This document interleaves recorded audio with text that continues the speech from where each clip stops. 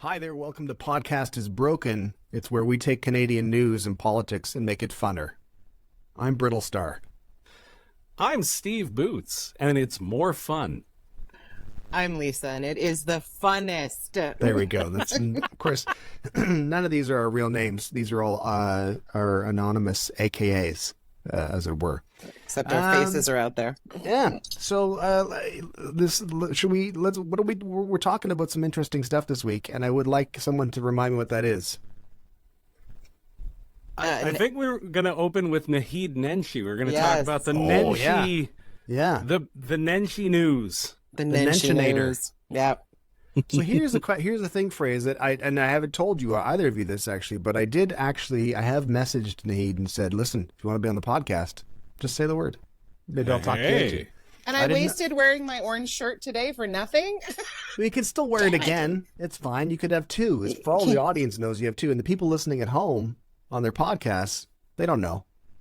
It is a single-use shirt, though, which is a problem. I just wanted an excuse to go shopping, so whatever. Thanks for helping. Let's stop talking about Nenshi and talk about single-use shirts instead. And why is Lisa so hell-bent on destroying the environment just to look cool? She's a monster. Which is, I think that's funny, except that you'd put that on the back in the bedazzler. So yes. I'm a monster. Well, she's a monster. I do like glitter, so yeah. She spends a lot of time bedazzling. Yes, she does. Yeah. She does. That's good. Okay, back. Circle round. All right, circle round. Talking about Nenshi. So yes, as many of you had heard, Naheed Nenshi, former mayor of Calgary, is taking a shot at the party leadership for the NDP in Alberta in an effort to take a shot at the premiership, to become premier of Alberta and kick out the UCP and Danielle Smith.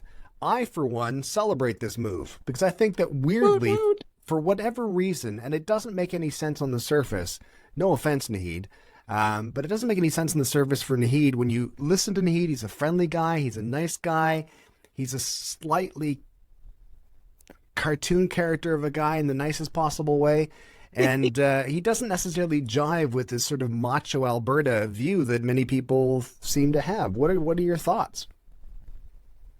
Well, it's my home. It's my home. Mm-hmm. I think I have to be very down the line because I'm not taking sides at this point, right? Like I am very conscious of not influencing anything. And quite honestly, I haven't made my decision. But I think there are a lot of qualified candidates. I think he's played it perfectly. I think he waited just to the right moment. Mm-hmm. And I think we need a little more buoyancy in the NDP in Alberta. So, it may be a good thing. It may be a good thing. I struggle with it. I go back and forth because I really do. Of course you do. No. I really like Naheed. I think he's a super charismatic, excellent politician. He's great in front of a camera. He's very personable. What I struggle with is like the NDP right now in Alberta is very much at a crossroads. And this is why I struggle with it. There's a big group of people in the NDP who want to push towards the center in the name of electability. Right. Mm-hmm. And then there's another group who are very focused on adhering to sort of the more traditional socialist values of the NDP. You know where I sit. Mm-hmm. Severe right. But in reality, the reason why he's been talked about so much in the race is because he kind of does represent where a lot of folks in the NDP want to go. The thing that I would love to see, though, is policy. He launched with a great brand, but I haven't seen what he wants to do yet. But he's going to keep that powder dry, right? He's not going to do any of that stuff until he's actually leader of the party, and then it comes time to actually do stuff.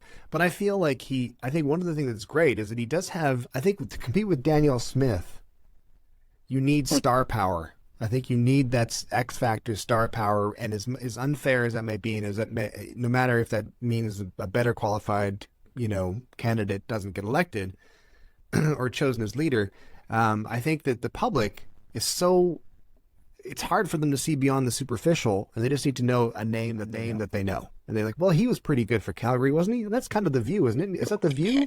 I don't know that he was liked at the end, right? Like, I mean, it's Calgary, so Calgary's very divided. Right. But I think we and need... can be fickle. Well, as all of Alberta can be fickle.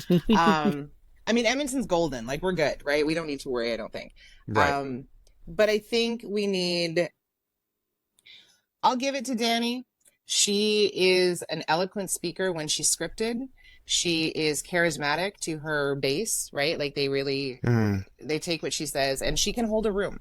So I think we need somebody that has that quick wit, that, policy schmolicy. No, but I think we need somebody that can stand to that, right? So that they're heard. And I think that's, kind of where we, I don't want to say lacked. I mean, everybody's tired, right?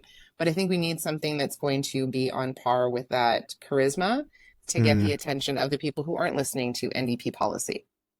So outside of just the, policy and where you think he stands, how do we feel about the idea of somebody who's always identified as a purple politician, somewhere between conservative and liberal, coming over to, not a particularly purple party? I don't know. Whenever somebody who isn't part of the party, an existing part of the party, comes in and runs for leader, it's always an interesting question. In this case, he's never even really traditionally identified with the party. Does that sort of affect the way you think about it, or not really? I'm sort of like, I don't want it to be like we're voting for Pierre Poilievre because we hate Trudeau. I don't want it to be we're going to vote NDP because we hate Danielle, because that sort of happened the last time when the NDP got in. The Conservatives were so far behind with everything that had gone on that people were like, well, we don't want that anymore, so we're just going to vote for this, because legitimately we're a two-party province. I want somebody who is focused and dedicated to the ideology behind the NDP, of what the NDP can do for Alberta. I want them to feel that. Oh, I'm so emotional. I want them to feel that in their heart. You know what I mean? Because that translates. Like, the things that Danielle Smith says, she honestly believes, and people resonate with that, whether she's telling the truth or not. And so I want somebody who legitimately has that affinity for the NDP party, because they want the NDP to be great, not just because we want to boot out Danielle. Not that I'm opposed to that, but that's my opinion. I agree with you in general, but I mean, I feel like people are so again distracted and stuff about life that I really feel the choice is pretty binary sometimes, regardless of what other options are out there. Really, technically, federally, for example, you've got a number of parties to choose from, three of the biggies at the top anyway to choose from, and then falling down to Green and all that kind of, or BQ if you're in Quebec. But I think for most people, it's like, I think we're also just a point in history where it's like, I don't know, man. Like, I get frustrated looking at NDP and the Liberals and go, oh my God, guys, we don't see a difference between the two of you guys at all. Like, I know there's big differences, but at the same time, from a day-to-day life perspective, compared to what the option, the alternative is, it's like, I don't care. Just figure it out. Just figure this stuff out, guys, because I don't care. I can't tell the difference between you at all. Make it work. Yeah, exactly. Well, and I think this is something really important to bear in mind, is like, when we talk about sort of the ideological range between these parties, it's not huge. No. Right. And so, like, what is there to distinguish the Liberals from the Conservatives? They both kind of bring forward market-based solutions to stuff. It's just basically one brings the culture war stuff. But I think that's why Nenshi will be good, because I think he is pushing it more center than maybe its socialist and left leaning roots for the NDP in Alberta. But I think that sticking too true to those principles just isn't going to work anyway. Like, people would be freaked out. Well, people carry a grudge in Alberta, right? And so people have carried that forward from 2015, and they don't care about what the economy was like then. They just feel that we were in debt when the NDP time ended, and so that they're going to carry that. They don't remember. And my concern is that people need to understand at least what the party was, and maybe what the party will be again, is that they weren't opposed to oil and gas. They weren't opposed to a lot of the things that make up Alberta. But they just were good at diversifying and focusing on, you know, the social aspect, social sectors in Alberta, which is important. Like we're riding the line of, you know, crashing our healthcare system. I don't care what this current government is saying. And so if those things aren't taken into account seriously, not just, you know, the pressers that Danny has of we're going to have streams and we're going to do this, there's so much more involved in it. And so we're at a precipice in regards to that. And I think you need a party that is going to balance those things out. I think, you know, the UCP in the last election, and certainly since, you know, last May, have vocalized a lot of attention being put on healthcare and education and all the things that are trying to appease, I think, one side of the population. I think the NDP needs to start doing that and try to ingratiate the oil and gas sector. So it may actually bring people closer to the center, which I'm fine with as long as we win. Well, and I think you brought up something really important too, which is that Alberta holds a grudge. And regardless of who you think is to blame, and there's lots to go around, during the last NDP, the last time the NDP held power, there were some things that didn't go great. And whenever you talk about Alberta politics, they still are constantly talking about like things Notley did in 2016. And in Saskatchewan, it's very similar. Like they still constantly talk about what the NDP did, and they haven't been in power for 17 years. But like, because of that, I think there is something to be said for an outsider coming in and giving a fresh slate. I always get wiggly when it starts talking about sort of electability versus, you know, the deeper roots of the party. But if we're being realistic, I don't know if anybody in the NDP race had, you know, there were good blips of PR, but I don't know if anybody had really captured the public imagination quite like Nenshi has. Right? So I think there's something to be said for that. He built up the anticipation, right? And so when you do have an outsider coming in, you're right. It's a fresh face, even though we know him in Alberta. There's maybe not that history at the legislature, right? Which may be beneficial. I don't know. Like, it's hard to say. I'm still on the fence because I know everybody that has put their name forward brings something different to the table, which may be beneficial. I don't know yet. I want to see more of what he has to say in terms of his vision to get a better idea. I will say, I think one thing that we learned from Jason Kenney before and now from Danielle Smith is that somebody just seeming like sort of an affable, friendly person totally matters a lot in Alberta. Absolutely. Because like Danielle Smith will say some wild stuff with a very friendly face. Yeah. And there are a lot of people who that works on. There are a lot of people who are like, well, she seems nice. But it's also not, I mean, it's not exclusive to Alberta. I think that formula works really well in politics anywhere. I think back to the Ontario election with Doug Ford in 2018 and up against the Liberal leader, Stephen Del Duca. And Stephen seems like a smart dude, seems like a nice guy, but he just didn't have that. He wasn't presented in a way. I'll say maybe he is super great to have a beer with. I don't know.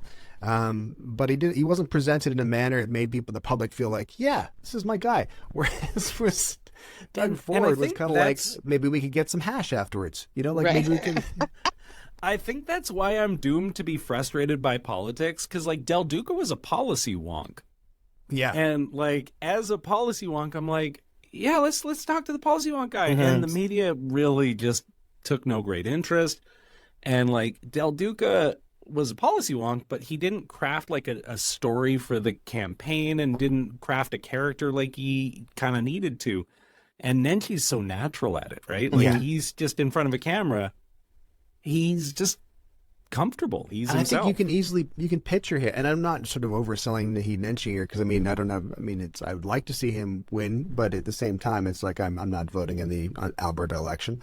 But I think that you can imagine him in any scenario. Well, some of us can imagine him in any scenario, and you think he can handle himself. Like he knows how to adapt to a room, basically, is what I'm trying to say. He can be like best buddies if he goes to the diner, and he can show up meeting foreign dignitaries, and he knows how to stand upright and just say the right things. Well, and I'm going to play, I'm going to walk the line. I think all of the people that have put their name forwards could do that.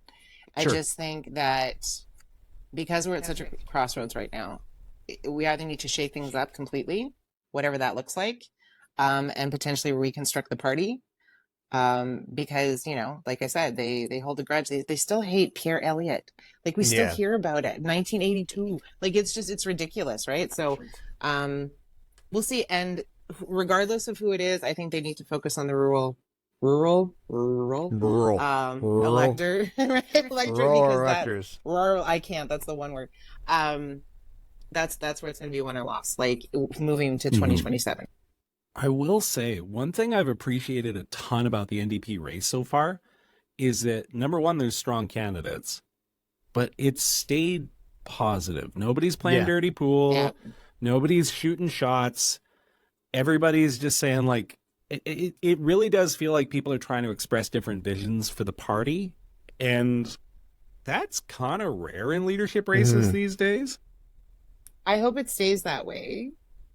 I feel like, it's the group that have been together for the last however long. And so I'm hoping that the niceties that they are extending to their colleagues now are also extended to the two external candidates, right? Because then it just looks petty. Speaking of, my heart. No, I'm not going to say anything lousy, I promise. Okay. My heart, what I was going to say was that my heart goes out to Gil McGowan from the AFL. Because he launched his campaign and immediately came down with COVID. I know. Oh, yeah. And can't do campaign stuff. Yeah. And so, like, I feel for him because, like, Gil's a solid dude. And that poor guy, like, the launch is important. And Yeah. I like Gil. I like Gil. He's not well liked in Alberta. And so I worry for his campaign. I don't know a ton about his politics or his views.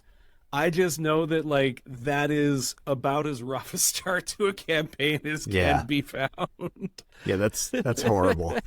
That's a rough draw. I know, right? It's a rough draw. Of all the times to get it, yeah. I do take the opposite position that Calgary's fickle, though. I think they're not fickle, and I'm saying that basically on the anecdotal evidence of myself and my wife Shannon leaving a pub on 7th Avenue, is that what it's called in Calgary? And a lovely pub, James Joyce, maybe, just a big Irish pub. And we'd had a couple of pints each, a little bit of food, and we were leaving and walked out, and I was busy on my phone, and she totally fell down behind me, behind a table of young men from Calgary. None of them helped her. None of them even paid attention. I was standing outside with my phone, looking at my phone, going, where the hell is she? And she came out dusting herself off, going, well, thanks a lot. I fell down. I was totally crumbled on the floor. So I don't think they're fickle enough. I think they were totally cool with that. The people of Calgary saw a woman, an aged woman, falling to the You better edit that out. You better edit that aged out. Shannon doesn't listen to anything I do. It's fine.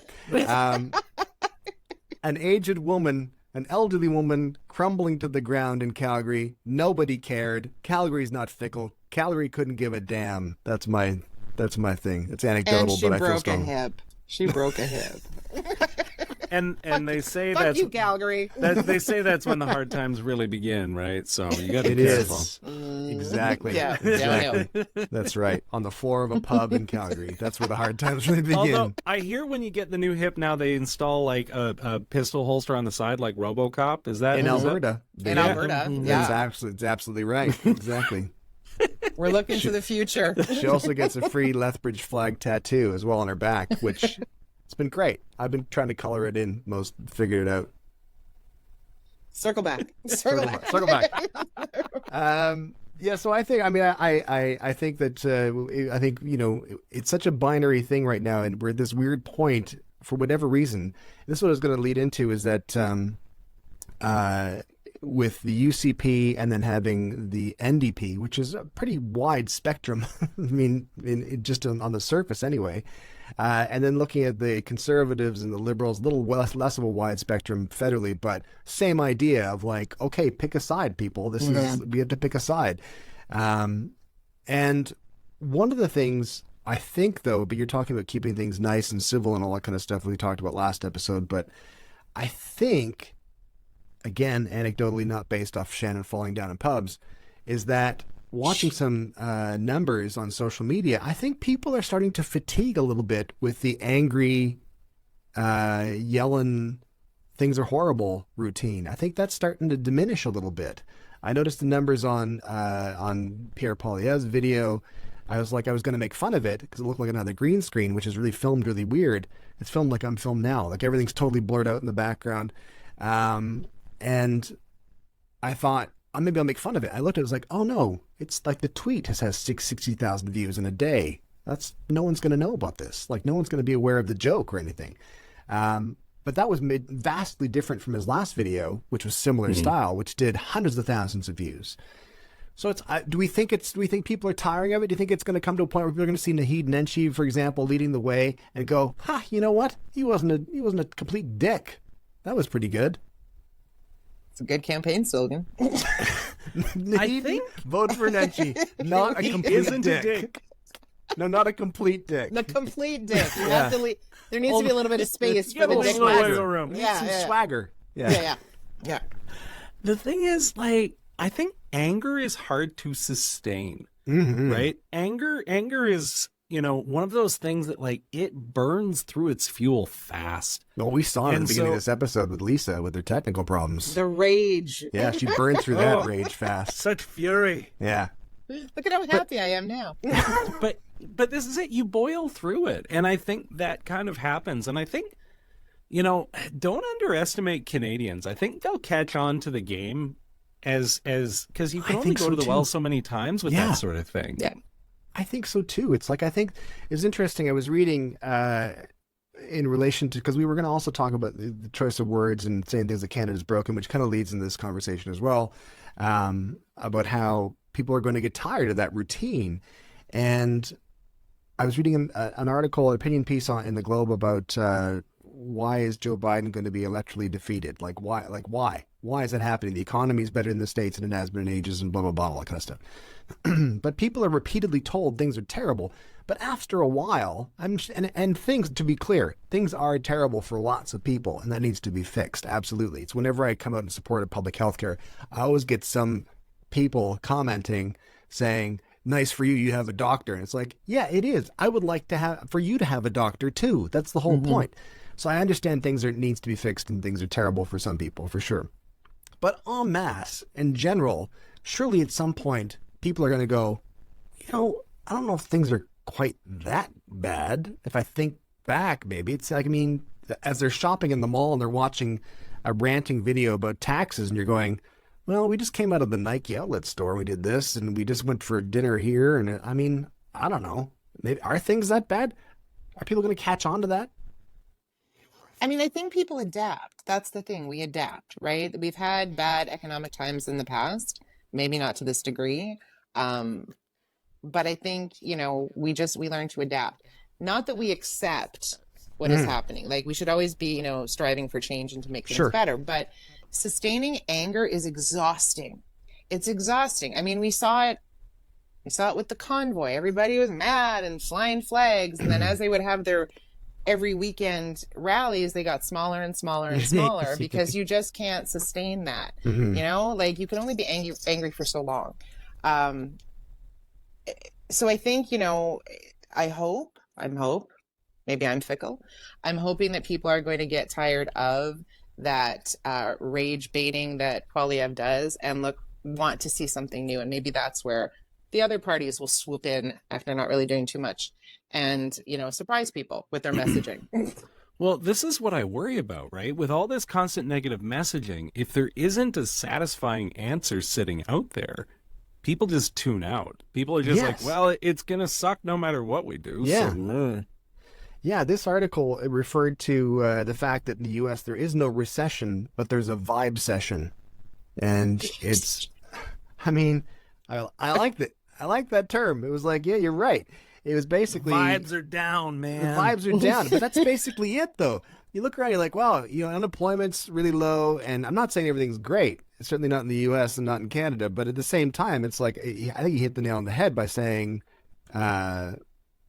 people are repeatedly being told things are terrible, but they're maybe not terrible. Like, people were being repeatedly told Canada is broken, but it's like, is it though? Or is just do we need to fix some stuff? I hate that term. I think it's dismissive to Canadians, right? Like, it's dismissive. Say, like, which term? Because one is in our title. I love the term for that reason. Because I was like, this is the perfect podcast name ever. Make the podcast great again. That's what we have to do. No, in the term that it's being used, like in the way that it's being used to basically say that everything in Canada is broken. It's a blanket over everything, and I don't think that's the case at all. No. And I hope people start resenting the accusation that Canada is broken based on. It can't just be based on the government. It has to be based on Canadians. You can't just say the government is the one making things broken. Yeah. So I'm hoping people get pissed off and are like, no, enough is enough. Let's work on making things better. I agree. See, like the Canada's broken question to me, like, I don't know, it's almost insulting people's intelligence. Like, I think so. I feel like people must realize that's what he does. It's so much like, but this is it. I think at a certain point, the rubber has to hit the road, and you need to have some answers to real questions that aren't just like, things are bad, so why not give me a try? Kick the tires. What could happen? Yeah, but that also speaks to the binary aspect of it as well, that people see it's that or that. And I think also people just get tired and there's fatigue in general. Like, surely maybe things would get even better if we had somebody else in charge. And I think when you ask some people, what do you mean by Canada is broken? They might refer to, rising rent costs. And the immediate response is, what the hell are you talking about? Because that was in Ontario. Rent caps are essentially done away with for anything built after 2018 for rental purposes. It's like, that's a more direct impact on that than anything else. It's not like the federal government saying, let's make things really expensive. And again, I'm not saying they're amazing or fantastic, but at the same time, I think it becomes that binary choice of like, wait a minute, why? This is the thing that bothers me is the rationale behind, or the not the rationale, but the reasons behind promoting the fact that the country is broken and there's a recession and all that kind of stuff. If they don't necessarily back those up with actual examples of things that are actually caused by the government trying to upset or get out, it becomes transparently a power play to me. It becomes transparently an effort to win the game and nothing else. That's it. That's frustrating. It's an emotional response that they're looking for, right? So they're picking things that people will, align with, and then they make the bold statement and then they walk away, because there really is there's been no explanation of improvements, we'll say, from the Conservative Party. It's just that axe the tax and bring it home and all that, like these buzzwords that they use to get people mad. And that's what I question. Is that going to be able to be sustainable till 2025? I don't think it is. I don't think it's going to be sustainable. And there's another layer here, which is the more people get to know a politician, the more they start to see the patterns, right? And to anybody other than fairly seasoned politics watchers, Pierre Poilievre would have been somebody you probably didn't know a ton about until fairly recently. Like if you watch, the Parliament in session, you'd see him yelling lots, but beyond that, like, in his little suit. But then once he was sort of setting himself up as the heir apparent, then he was everywhere. But even then, it was really mostly only in sort of politico circles, right? And so how long can he spend playing the exact same game and hitting the exact same notes in the public eye before people, reasonable people start to say, like, okay, axe the tax, sure, then what? Right? Like, I don't think you can. I think part of it is he started to play this game way too early. Yes, absolutely. He just, like, if he's going to try to do this, because it does work, as annoying as it is, it works, but he's doing it terribly. I mean, So go ahead. I was going to say, I think that he, you know, as we spoke about last week, I think, or the week before, that the marketing is genius. It's really, really good. It's very emotional. It's very reactive and pushes you to react to things. And that's absolute genius. And I think that, you know, when you kind of have to be a bit of a, you know, smug person to be the leader of a party. But there's a smugness that says, I'm going to be the best leader of the party. And there's a smugness that says, just, I want to win. That's it. And I think that's the part that falls away. And I think if there's an election, you're right. I think there was an election last year, federal election in Canada. I think the Conservatives would have sweeped and everyone would have went, whoa. And at this point in time, everyone would have went, well, maybe that wasn't necessarily the best. We'll still be okay, but that wasn't the greatest idea. Whereas I think in 2025, there's a lot of time to make a lot of mistakes. And I think the Liberals are no dummies. I think that they're ready for it. They're ready for it. I think it's important to remember Aaron O'Toole pulled strong for a while there. Right? Like, things come, things go. Horse race polling doesn't mean tons. Like, it's a barometer, but it changes fast, and like an election's a long way out. And I think the Liberals okay, this is my own just deep conspiracy thinking. The Liberals are acting like a team, like a group that has something in stock. They're acting like they're sitting on some grand plan that's going to save the whole thing. Yeah. Right? Like, that's the only answer that I see. The only thing that matters is how people feel the day they go and vote. Yeah. It doesn't matter what's happening today. It matters the strides or the promotion that any party is going to do within that, I'm going to say, 1 to 3 month period before the actual voting day. Because people vote by emotion. Yeah. Right? And so, they'll remember COVID, and they'll remember this and that. But what is their life like the day they go in and tick the box? And I'm hoping that the other parties, I mean, obviously, they have a lot of time, but I'm hoping when it gets down to crunch time that they really do, on both sides, whether it's Liberal, NDP, promote the things that they have put forward to better the lives of Canadians, despite all the bad things that are going on in the world with, you know, the economy and a pandemic and all that. I agree. So what you say about people voting based off of sort of recency bias, I'm curious to hear what the answer is then, because Saskatchewan's about to experience this. The election year budget. Cuts, money for everybody. So it's like, as somebody who works in the public sector, it sucks. Yeah. So, but it's the reality of the recency bias that people vote based off of. And so what do you even, like, I wish I had an answer, but that's the thing that absolutely drives me bananas. The thing that drives me well, a lot of things drive me bananas, clearly. Is that, so we had public sector bargaining when Kenny was in power, and he wanted to roll back healthcare. He wanted to zeros across the board. People walked away with nothing, right? And so now we're heading back into it, because in Alberta we bargain for 2.5 years. Right. We sign up for a 3 or 4 year contract, and then we go back to it. But they elected the same damn party that gave them nothing.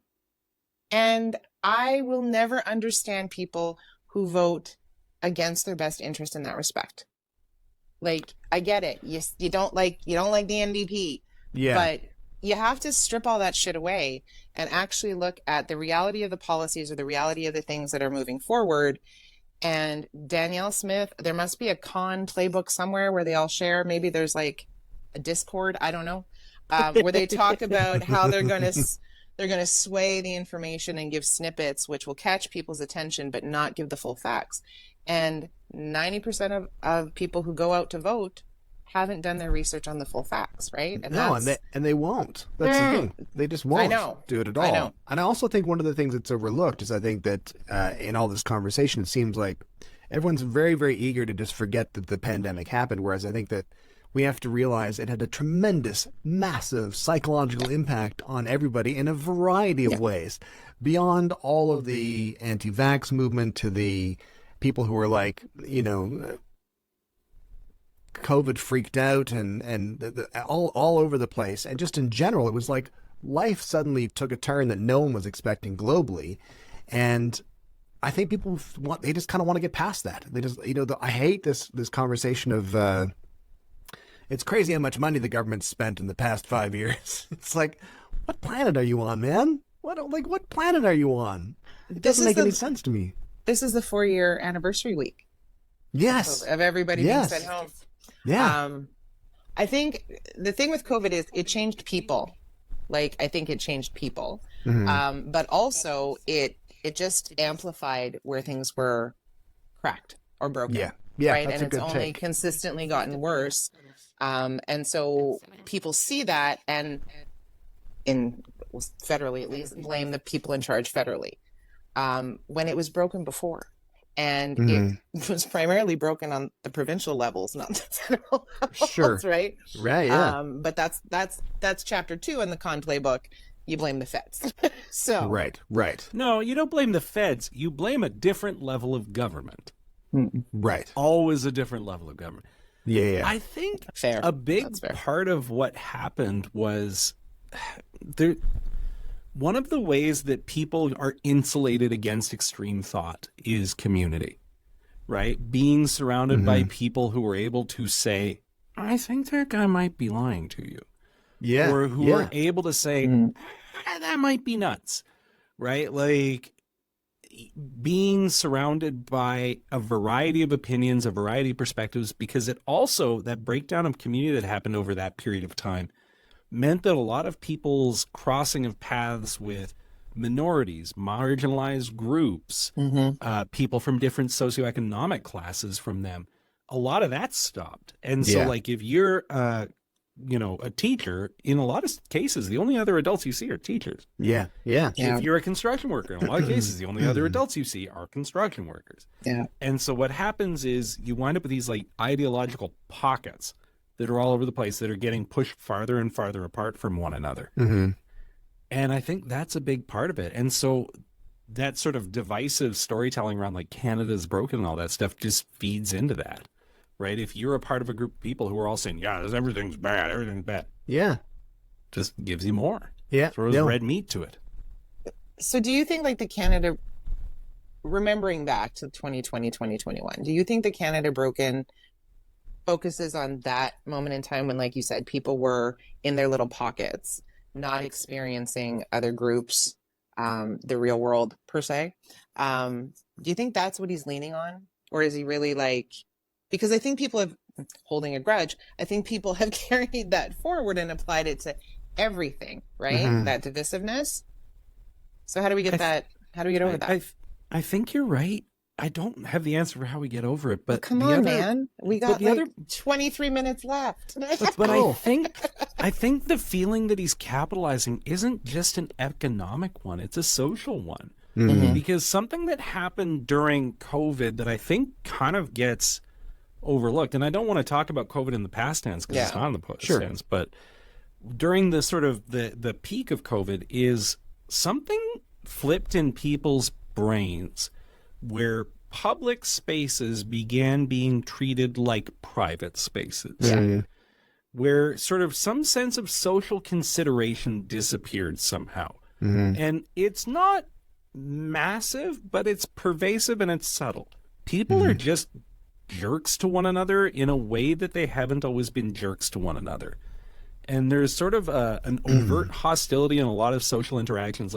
You notice it when you see the signs at every store you go to saying, please don't berate our employees. Yeah. Right? Yeah. I think there is some, and I don't know what's done it, but there's been sort of the vibe session, right? The idea See, he that, was right. It was his name? but the Tony idea Keller. that something is amiss, the feeling that people are somehow worse than they have been to one another. I think that's a very real feeling. That's a very perceived feeling. I feel like everybody out there has experienced that, at least to some degree, where it's just what is up with people lately? I think it's that panic of people going through the pandemic and realizing that a lot of those personal freedoms they had, which means standing closer than 6 feet to each other, having to wear a mask into certain places, being heavily encouraged to be vaccinated, And that was just our country. Never mind the fact that in Britain, they were allowed to go out for 1 hour a day to do exercise and all that kind of stuff during lockdowns. I think that idea of having, oh, wait, the world I know has just been shaken up and flipped upside down, and now I can't do any of the stuff I used to do and take for granted. And what the hell's happening? And if someone comes along and says, it's their fault, you go, oh, okay, great. Yeah. Perfect. Yeah. That makes sense to me now. If I've got someone to blame, I'll feel better about this. And I think that's basically what happened, is that you're right with the abuse things. I was at the doctor's office today getting my measles, mumps, and rubella booster, by the way. Good choice. Yes, Good. I have to go traveling, and it's people are clatty, as my mother would say. Oh. There was a sign up at the receptionist desk saying that abuse will not be tolerated. And funny enough, as we were standing there was a woman and her son, and the woman's elderly, like older than Shannon, and her son was a grown man, and she was like giving the receptionist a hard time. She was like yelling at her, going, "If I came all this way in here just to fill out this form, I'm gonna be pissed." And I'm like, get the hell out of here then. Just get out of here. Give this doctor to somebody else and get the hell out of here. But I didn't say that because I'm not broken. I don't know. I think you're onto something, though, in the idea that, this mass traumatic event that we all went through, right? Because for basically the entire post-World War II period, the standard of life was sort of unassailable. Yeah. Right? There was the Cold War, there was worries about stuff, but you never had to worry about like not having toilet paper in the store. Yeah. You never had to worry about, like I remember my wife and I, when the lockdown first happened, we had the conversation of like, I don't think this is going to go south, but like next time we're at the grocery store, why don't we grab a little extra canned food just in case? Yeah. Yeah. Right. Yeah. And that's not an experience that's really been had prior to that. And I think with everything going on in the world, with climate change and all that stuff, our standard of life and the way that we live our lives feels more fragile than before. I think and we've that seen has the an fact impact. that we've seen that it can be taken away, and I think that it can be. Right. I think that's terrifying. I think, as you said, life prior to it was unassailable. It was like it was locked in concrete, and I think that we've now seen. Oh wait, no, it's actually quite tenuous. It's like it can actually just be taken away in general. I think a lot of people then snapped. I think a lot of people weren't able to process that. And I think a lot of us in general, I think 99.9% of us haven't properly dealt with it, which is why it goes back to the political aspect of like, the government spent so much money. It's like, oh my God, we've just gone through the equivalent of a war. And yeah, the people who made it through it, there's a fantastic Jimmy Carr joke, which is he asked the audience at one of his stand-up things, how many of you here think that COVID restrictions went too far? And everyone's like, yeah. And he goes, yeah, a lot of survivors feel that way. Right. And it sums it up perfectly, because it's Brilliant. like we're so quick to just forget what we went through entirely. I don't know how to deal with that, apart from maybe addressing it without having the sob story all the time. Like, so many people died. Yes, that's terrible. It's terrible. But also just that aspect of addressing it. So it's like, we should start taking, not taking for granted all this stuff that we can do that we took for granted before, because we know that if it has to, it can get taken away for a while. And that's scary. I think there's that, but there's also like an underlying layer of like, so I come at this from my teacher point of view, where it brought a lot of us and a lot of our students, and a lot of those families face to face with a lot of the absurdities of institutions. Sure. Like they would sit in a class with 30 kids with a mask on their face and not allowed to leave their desk, and then go home and not be allowed to have Thanksgiving supper with their family. Yes. Yeah. Mm-hmm. And like sort of there was, I don't want to sit here and litigate what would have been the right restrictions. I don't think anybody wins that game. No. But I think what it comes down to is there were so many little incongruities and little absurdities that just slowly drive you batty. Sure. And that just make you go, this is all nonsense. And I think a lot of people went through that. And I think that withers the social fabric in very real ways. Mm-hmm. Well, it's always, I mean, people went into the me mode, right? And I don't want to take away from people who didn't get to see loved ones in hospitals. I'm not Sure. talking about that. I'm talking about I want to go where I want to go, and I want to go, have pancakes. And that in the time that we were in, had we just sustained that conscious looking out for your neighbor that we had in that, first little while. First 2 weeks. Right? Where everyone was on Oh, vacation. the It was good the old best. days. Oh, it was the best. Let's pull together, team. We'll be out of this by right. next weekend. 3 weeks to flatten the curve. Netflix for 2 weeks. But if we had sustained that, hindsight, would we have needed all these extra measures? Would there have been as many variants as we had seen? Who the hell knows? We can't go back and figure that out. They're still trying to figure it out from what happened 3 years ago. But, I think that this is happening to me and I'm hard done by is the view of a lot of people. And especially the people that, I don't like saying snap, but, the people that have taken it as far as they have. Feel that was a personal attack on them. And I don't know that they consider themselves part of their community. They create their own community, but I don't know if they consider themselves a part of the community. I think the emphasis, you're right. I think the emphasis was suddenly put on the individual. It was kind of like all those group sort of public sort of, you can do what you want, which maybe gave a sense of community in a weird way.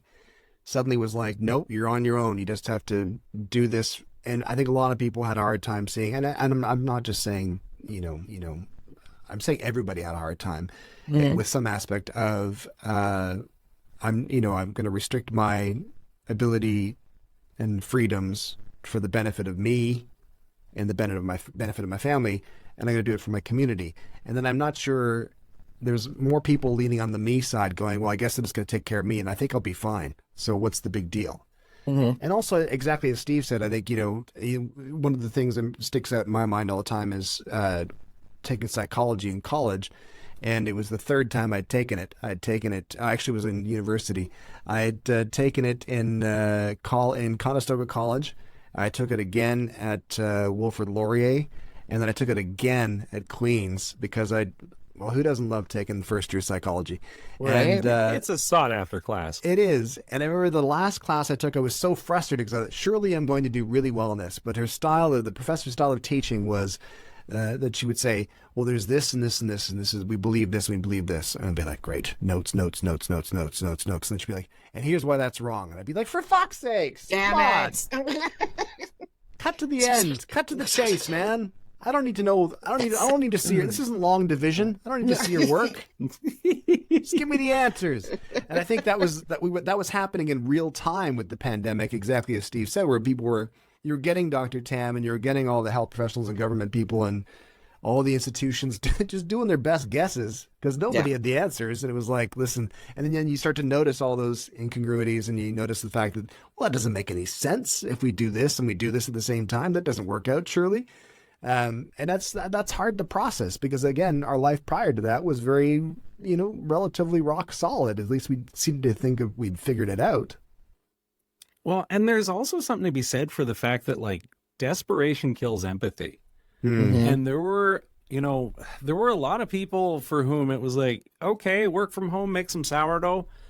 There were a lot of people whose livelihoods were either disrupted, taken away. And so people were put into survival mode. Yeah. And when you're in survival mode, you just scrabble for whatever you can in sort of every aspect of your life, right? And so I think there was a lot of that too, where people realized like that the government could just sort of say your business is closed. Yeah. And it's terrifying. like, oh my God. Yeah. Or they can say your workplace is closed. And it's like, what? Right? That's a very scary thought. And it puts people into a very desperate place and they'll look for whatever answer they can find. So desperation kills empathy is beautiful. That's a beautiful thing. I mean, it's not a beautiful thing, but it's a beautiful way to phrase it. So do you think, coming back around, when they're talking about when Pierre's talking about Canada's broken, is he still relying on that? If you create this desperation, then people will lose the empathy side of things and basically fall for what he's saying. because then you're not thinking of the entirety, right? That's the whole game. Yeah. Is if you look at the work that gets done by politicians at lots of different levels, in a lot of cases, it does nothing to improve the material conditions of people's lives. They are there to keep the machines of business running, to keep the roads paved, to, et cetera, et cetera. Most governments have very little interest in the material conditions of people's lives, because if the material conditions continue to, degrade or lag or whatever it may be, if people are struggling, then you can blame someone. You can point and say, it's them, right?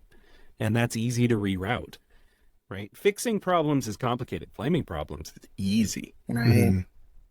Yeah, I'm not even positive that Poilievre actually believes any of the stuff that he says. I think he's smarter than that. And I think he's thought of this stuff through. I think he's just focused on winning. And I think he'll use any tactic he can to win. That's what scares me, is how cynical it all seems. Yeah, for sure. It's for ugly. Sure. And you're right.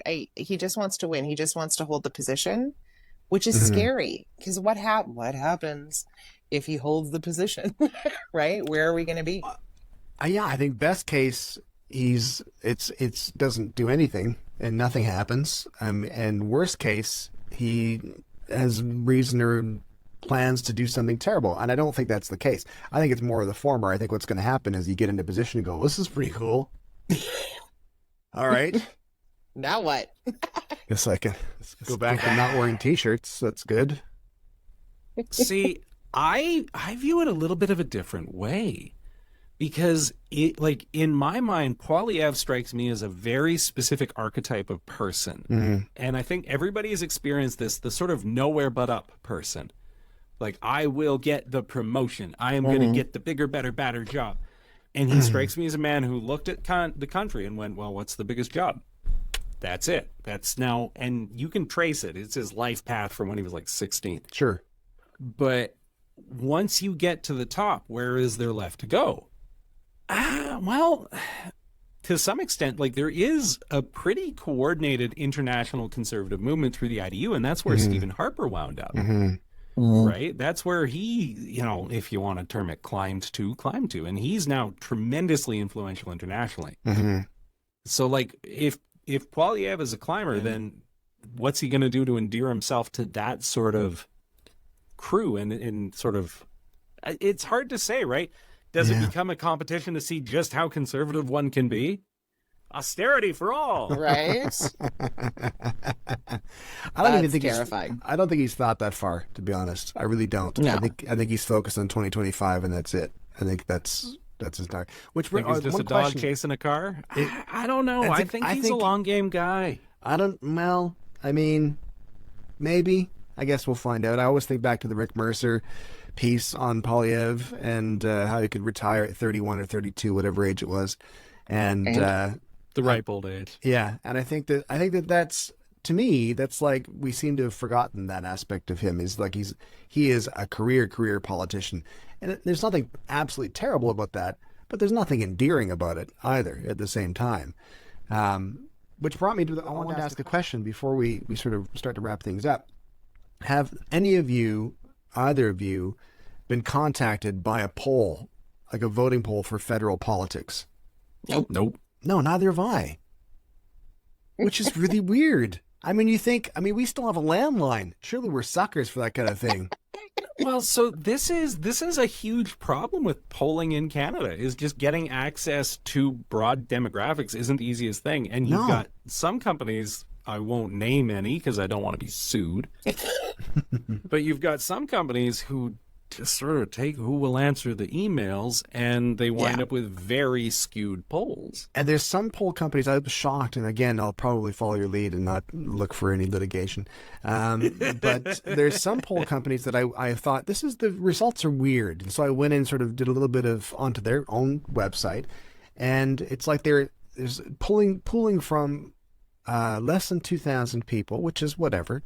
They're supposed to be from varied backgrounds and demographic, blah, blah, blah. But they're paid in gift cards for doing the surveys.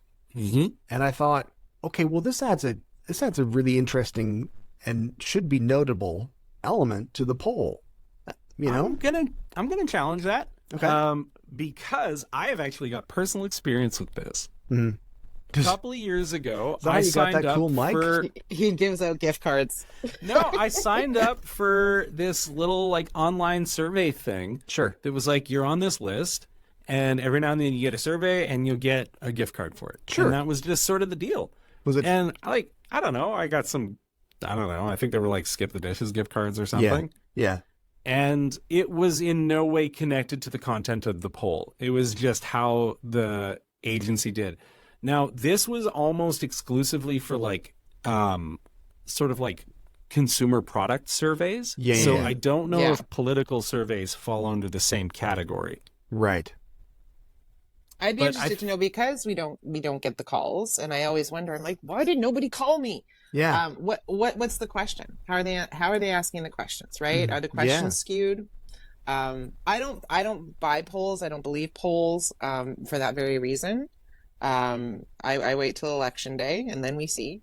But I know a lot of people lean on that, right? And we see it all over social media about Pierre's going to win and whatever. I think you look at the U.S. in the Trump Hillary Clinton election, and Hillary was killing it in polls. You know, like she was like leagues ahead, and of course it didn't materialize at all. You know. So I think one thing worth noting is polls right now have a huge trend with people lying on them. Sure. Like, a lot. For funsies.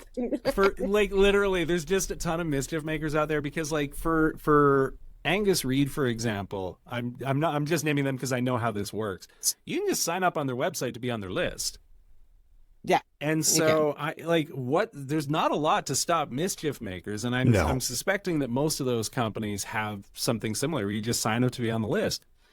And like it's tough, but the other thing you got to watch out for is outside of the horse race polling, because most polling agencies just do those and sell it to the newspapers. Outside of the horse race polling, almost all those polls are paid. Yeah. So you've always got to go to the bottom of the page and check who paid for this. Because sometimes it's like, you know, just the standards, like the Fraser Institute or the Policy Alternatives. Can't remember the anagram. You know the one. Canadian Center for Policy Alternatives. Like the folks who are running polls, you know, fairly regularly. Right. But sometimes it'll be like, you know, look at this poll about how much Canadians love breakfast, and it's by Kellogg's. And you're like, okay, sure. Shocker. I mean, they're accurate, but still. Canadians love flake-based foods. We do. We're big on flakes. We can store it for long periods of time. Exactly. And if you melt marshmallows over it, it's a rare taste sensation. So. Delish. Exactly. Delish. All right, let's wrap this up before Lisa's phone dies. Thank you. And my camera overheats. But my little fan is doing a great job. It's doing fantastic, I think. Can you send me the link? Yeah, I will. I will. But we do finish off, of course, with our theme song. Do we have plans for this? Oh, my God. I have God. new toy. For those of you showing up, Steve has just revealed that he is the son of Zamfir. Oh, Zamfir! Just let him play. Master of the Pan Flute. For those listening at home, he's taken his shirt off. The wind is blowing in his hair. Mostly his chest hair. It can only be described as erotic. Ew. Well, there's other words. You should really watch. There's some other words I can think of. This will be our only fans. People have to pay for Exactly. And weirdly, he's playing with one nipple. It's a very original way to play a pan flute. Well, I was wondering why you were Where's the air coming from? Who's to say? Plugging your ears and closing your eyes really tight. And I was like, why is he doing that? And then I understood when the air came out of your left nipple. All right, Soon and what are you to be doing? seen on Lisa? Canada's Got Talent. Exactly. Oh, yeah. Lisa, what are you doing? I don't know. I was not. Oh, I like that because you can do it right by the microphone. Yes, here we go.